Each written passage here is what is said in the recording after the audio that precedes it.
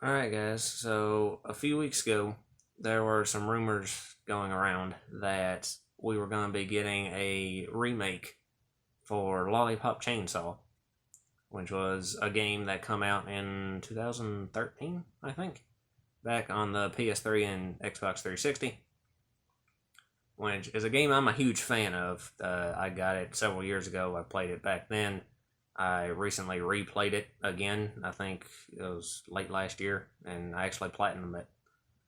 So I'm a big fan of that game. It's very silly, very funny, very unique, and it's just a lot of fun.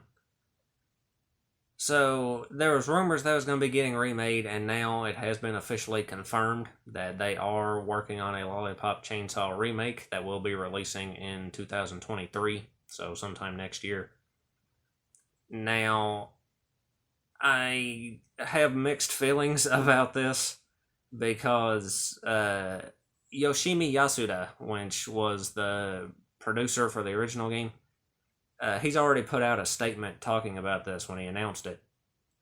And he made it clear that uh, Kadokawa Games, I don't think, is going to be involved in this. They were the original developers.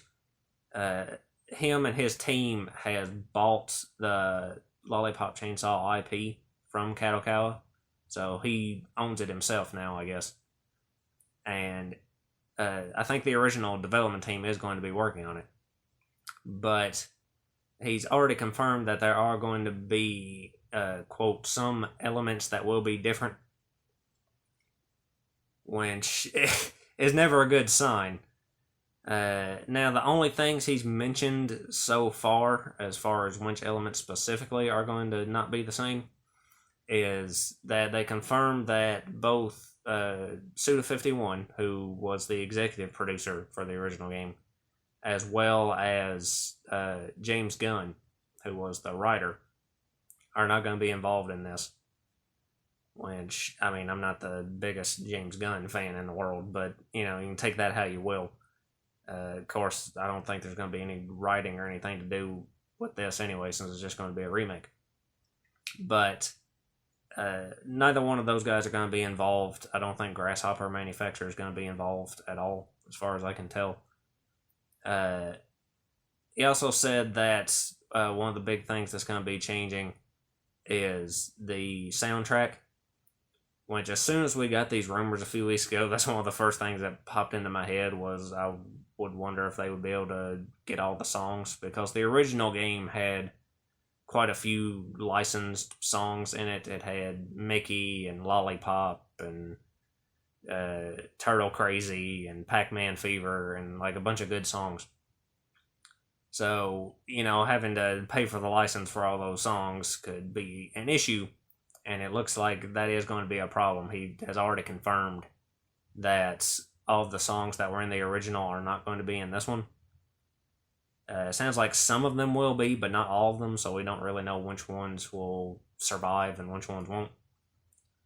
But that in and of itself, I think, is a pretty big hit to this game, because the soundtrack really adds so much to the atmosphere of this game that even a small change, I think, would have a big impact on just the feel of it. So that really sucks, but that's one of the things that I felt was like one of the more likely issues they would have with the remake. The only other thing that he did mention was that they were going to be updating the graphics, obviously, and making it more realistic looking, whatever that means. So, again, that's just kind of a wait and see kind of deal to see what it actually looks like. Which, they haven't even announced any platforms for this game. I mean, saying PS5 and Xbox Series X is probably pretty obvious. Will it be on last gen? I think it's probably pretty good odds of that too, and then maybe a 50-50 shot for Switch or PC ports. But we don't really know. So, those are the only things he specifically come out and mentioned were going to be different. But let's all face the obvious, because it's current year, and this game is very fan servicey. Obviously, I mean, it's about a cheerleader with a chainsaw going around cutting zombies in half. So the odds of censorship are very likely in this climate.